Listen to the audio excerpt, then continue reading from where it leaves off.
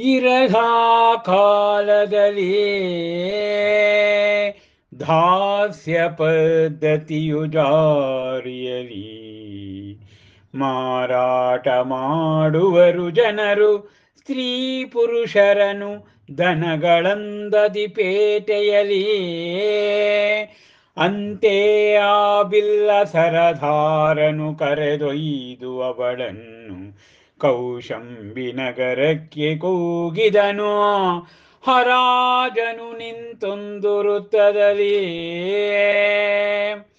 ಆರಂಭಿಸಿ ಹರಾಜನು ಕೂಗುತ್ತಿರೇ ಬಿನದ ಏರಿದ ದನಿಯಲ್ಲಿ ಕ್ಷಣ ಕ್ಷಣಕ್ಕೂ ಏರಿಸುತ್ತವಳ ಬೆಲೆಯನು ಬಂದರ ಜನರು ಕೊಂಡುಕೊಳ್ಳಲು ಅವಳನು ನಾ ಮುಂದೋ ತಾ ಮುಂದು ಎಂದು ಕೋರೈಸಿರಲಾರು ಪರಾಶಿಯವರ ಕಂಗಳನು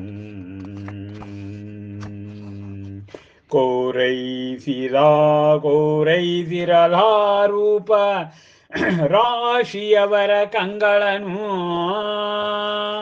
ಏರುತ್ತಿರೆ ಹರಾಜಿನ ಬೆಲೆಯು ಪ್ರವಾಹ ಕಾಲದಲ್ಲಿ ಉಕ್ಕೇರುವ ನದಿಯಂದದಿ ನೆರೆದರಲ್ಲಿ ನೂರಾರು ಜನರು ಕುತೂಹಲದಿ ಆಹರಾಜು ಕಟ್ಟೆಯ ಬಳಿ ಬಂದೆನಲ್ಲಿ ಘಾವೇಳೆಗೆ ಋಷಭದತ್ತನೆನುವ ಶ್ರೇಷ್ಠಿಯೋ ಸಾಗುತ್ತಿರಲ ಹಾದಿಯಲಿ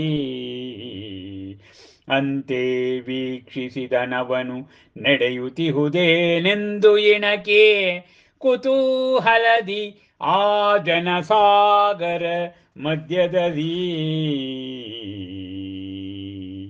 ನಿಂತಿದ್ದಳಲ್ಲಿ ಚಂದನೆ ಕಂಬ ಕೊರಗಿ ತಲೆ ತಗ್ಗಿಸಿ ಹಬ್ಬಿದಂತೆ ಮಾಮರಕ್ಕೆ ಮಲ್ಲಿಗೆಯ ಬಳ್ಳಿ ಹೊಳೆದಿರಲವಳ ವದನವು ಹೊಂದಾವರೆಯಂತೆ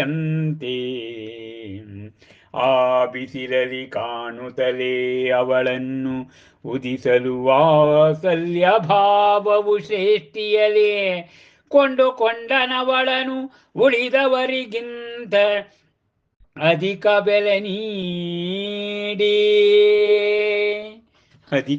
ನೀಡಿ ಅಪ್ಪ ಅವಳು ಎಷ್ಟು ಪ್ರಯತ್ನಿಸಿದರೂ ಕೂಡ ಅಪೂರ್ವ ಸುಂದರಿಯಾಗಿರುವ ಚಂದನೆ ಆ ಕಾಡಿನ ಸರದಾರನ ಅವನಿಗೆ ಶರಣಾಗಲಿಲ್ಲ. ಇರಲಿ, ಇವಳನ್ನು ಮಾರಿ ಹಣ ಸಂಪಾದನೆ ಮಾಡಬೇಕೆಂದು ಕೌಶಂಬಿ ಪಟ್ಟಣಕ್ಕೆ ಅವಳನ್ನು ಕರೆತಂದ.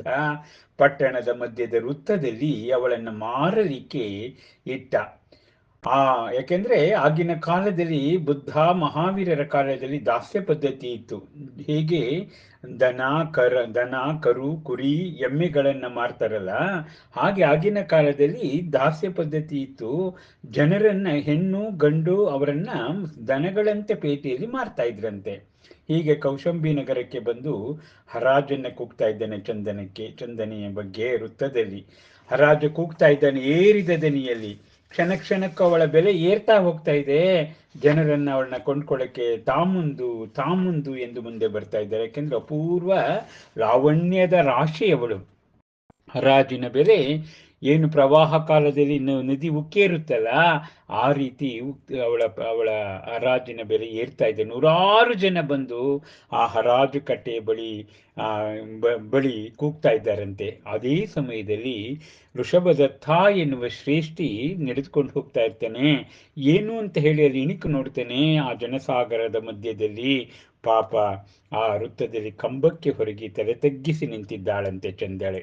ಹೇಗೆ ಮಾವಿನ ಮರಕ್ಕೆ ಮಲ್ಲಿಗೆ ಬಳ್ಳಿ ಸುತ್ತಕೊಳ್ಳುತ್ತಲ್ಲ, ಹಾಗೆ ಅವಳ ವದನ ಹೊಂದಾವರಿಯಂತೆ ಚಿನ್ನದ ಹೊಂದಾವರಿಯಂತೆ ಕಂಗೊಳಿಸುವವಳ ಮುಖ ಆ ಬಿಸಿಲಲ್ಲಿ ಕಾಣ್ತಾ ಇದೆಯಂತೆ. ಅವಳ ಮೇಲೆ ವಾತ್ಸಲ್ಯ ಉಂಟಾಯಿತು ಶ್ರೇಷ್ಠಿಗೆ. ಅವಳನ್ನು ಅತಿ ಹೆಚ್ಚು ಬೆಲೆಯನ್ನು ಕೊಟ್ಟು ಅಧಿಕ ಬೆಲೆ ನೀಡಿ ಆ ಚಂದನೆಯನ್ನು ಪಡ್ಕೊಳ್ತಾನೆ ಅಂತಕ್ಕಂಥದ್ದು. ಅಬ್ಬಾ ಎಂತ ನೋಡಿ, ಆಗಿ ವರ್ಧಮಾನ ಮಹಾವೀರರ ಕಾಲದ ಸಾಮಾಜಿಕ ಸ್ಥಿತ್ಯಂತರಗಳು, ಸ್ಥಿತಿಗತಿಗಳನ್ನು ಕೂಡ ಇಲ್ಲಿ ಮಹಾಕಾವ್ಯದಲ್ಲಿ ಚಿತ್ರಿಸಿ ಅದನ್ನು ದಾಖಲು ಮಾಡಿದ್ದಾರೆ ಡಾಕ್ಟರ್ ಲತಾ ರಾಜಶೇಖರ್ ಅವರು.